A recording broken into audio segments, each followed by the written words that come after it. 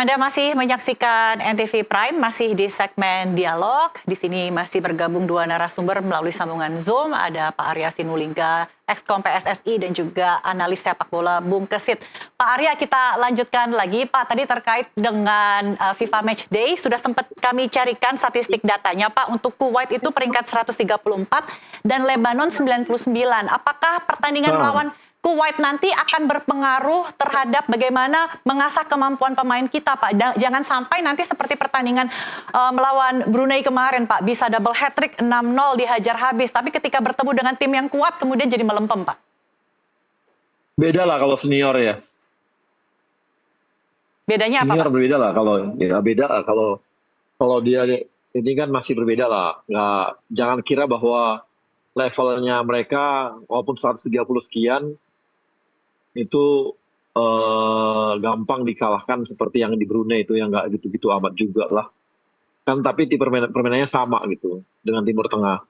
Dan satu lagi yang 90-an kan jauh ya sama kita ya, jauh Iya, nggak? iya. 20-an lah Jauh kurang banget lebih. kan. Ya itu artinya kayak gitu. Jadi kalau kalau kita ke sana kan mereka bertimbang juga. Mau nggak mereka kita ke sana gitu kan dia kan bertimbang. Tapi kalau diundang kan itu ada ini ya servis-servis khusus yang mereka dapatkan juga ya hal-hal seperti itu. Jadi dia dapat tiket lah, dapat apa gitu ya. Hal-hal seperti itu berbeda itu Mbak. Oke, dan kita dapat Jadi melatih skill begitu ya, Pak, ya, ya melawan mereka. dapat betul dapat dua kan cukup oke ya. Aha. Karena susah juga mendapatkan ini ya negara-negara Timur Tengah untuk datang ke sini juga gitu. Oke, baik. Tapi apakah ada persiapan khusus untuk melawan mereka nantinya, Pak? Seperti TC mungkin sebelum kontra Kuwait dan Lebanon? Nah ini Anda kebiasaan zaman dulu, dikit-dikit TC. Nggak ada TC, TC kan nggak ada waktunya lagi TC ya. Mereka hanya bisa FIFA match ya pas mereka libur, lagi klubnya. Kalau belum libur klubnya nggak bisa Mbak. Gitu. Nanti ada Paling dua nanti kita pemain lihat. baru, Pak, atau tiga. Kalau nggak TC nanti chemistry-nya gimana terbentuk dong? Memang itu konsekuensi dari pemain timnas senior yang udah pemainnya semua level internasionalnya begitu. Nggak bisa dipanggil mereka. Itu nggak usah dipanggil kalau lagi di klubnya nggak usah dipanggil. Mereka akan udah punya agenda klub. Sekarang aja mereka udah masuk sesi ini ya, masuk sesi precision. Precision itu penting banget bagi pemain. Kenapa? Karena precision itu membuat mereka menentukan posisi mereka apakah masuk di line up utama atau di level 2 cadangan. Makanya mereka sangat susah dipanggil tuh. Itu yang jadi problem bagi kita. Jadi nggak bisa dipanggil-panggil yang nggak datang lah. Oke. Klubnya nggak mau lepas gitu. Jadi jangan samakan bahwa ini perlu TC ya. Memang perlu, kita tahu perlu TC, tapi nggak bisa waktunya kan mepet. Oh, tidak Gitu, perlu Mbak. dipertanyakan keseriusan mereka untuk membela timnas, Pak, kalau begitu? Keseriusan.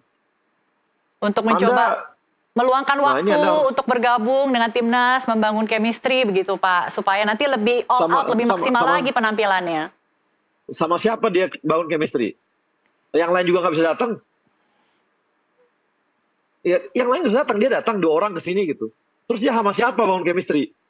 Pemain lain nggak bisa datang, jadi Jazz nggak bisa datang. Terus sama siapa dia main Mbak? Gitu loh. Jadi kita pakai logika sederhana aja gitu. Pakai logika sederhana. Kalaupun yang 2 datang, yang lain nggak bisa datang. Karena mereka udah rata-rata lah udah masuk ke level klub nih. Di Liga Indonesia aja udah mulai Agustus udah mulai masuk. Oke. Baik, kita Gitu tadi loh. bahas tim senior, Pak. Sekarang kita mau bahas yang besok, Pak, untuk U23-nya. Karena kan akan melawan Thailand ya. Juga tidak mudah, tim yang cukup kuat nih, tim Gajah Putih.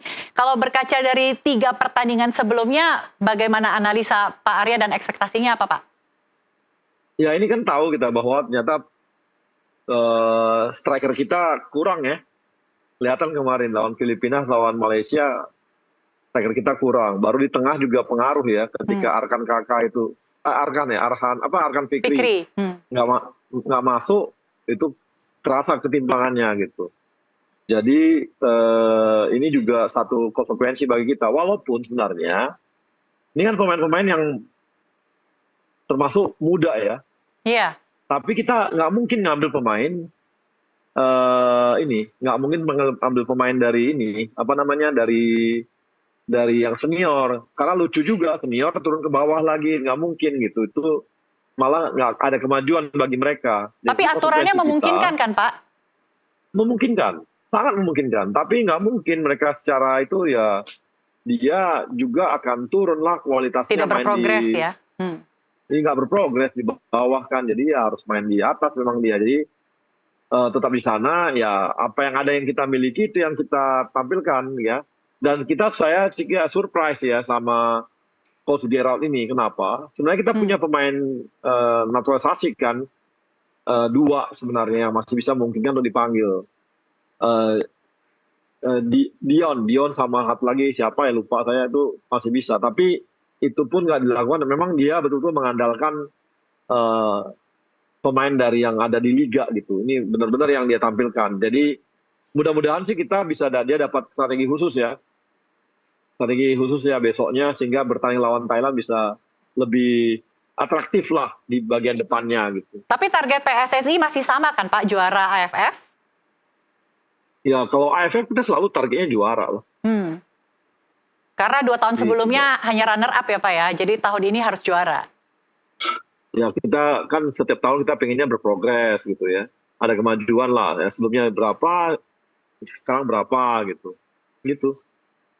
Ada strategi khusus, mungkin titipan pesan khusus untuk Coach Gerald Pak, agar target juara ini bisa dicapai? Saya rasa kita nggak usah ngajarin pelatih lah. Kita banyak banget nih sekarang suka kangen ngajarin pelatih. Seakan-akan kita udah pelatih jagoan ya waktu itu dia. Megang sepak bola aja kadang-kadang kita nendang bola aja kita jarang gitu ya. Tapi semua jadi jagoan semua. Ngomong lebih pintar dari pemain ya Pak ya? Iya sekarang ini kan komen banyak banget yang lebih jago daripada pelatih. Sementara ngelatih aja nggak pernah. Lebih parah lagi nendang bola aja bisa mungkin 6 bulan lalu gitu nendang bolanya gitu. Jadi semuanya diserahkan Kalau sepenuhnya dipercayakan ke pelatih ya Pak ya? Tidak ada intervensi? Kembalikan pada orang yang ngerti lah daripada ahli, daripada kita. Saya komentar taktiknya ya saya nggak paham ya. Saya sih pahamnya manajemen bolanya aja, ngurusin yang lain di belakang layar lah. Baik, tapi saya perlu tanya ke analis Bung Kesit Pak, supaya kita mau melihat pandangan dari seorang analis begitu ya, yang sudah mengamati begitu lama permainan, mungkin dari U17 sampai sekarang, apa yang perlu dibenahi Bung Kesit? Supaya melawan Thailand nanti bisa lolos, kemudian bisa maju ke final, jadi juara.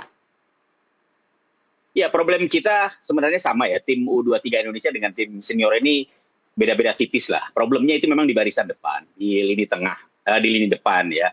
Kita hanya mengandalkan Jens Reven di depan gitu. Ketika Jens Reven tidak bisa berbuat banyak, kemudian berharap bahwa pemain lain, entah itu dari second line atau pemain penggantinya, bisa mecah kebuntuan, ternyata juga tidak bisa dilakukan. Nah ini juga problem yang sama dialami oleh tim senior Indonesia ya. Tapi oke lah, itu memang harus dipecahkan oleh pelatih dan saya pikir juga Gerard Van den Brom pasti tahu lah apa yang dia harus lakukan ketika nanti menghadapi Thailand. Kalau kita bicara Thailand sebenarnya saya belum melihat Thailand memperlihatkan kekuatan yang sebetulnya begitu. Karena dua lawan yang dia hadapi di fase grup itu kan terbilang tim lemah lah.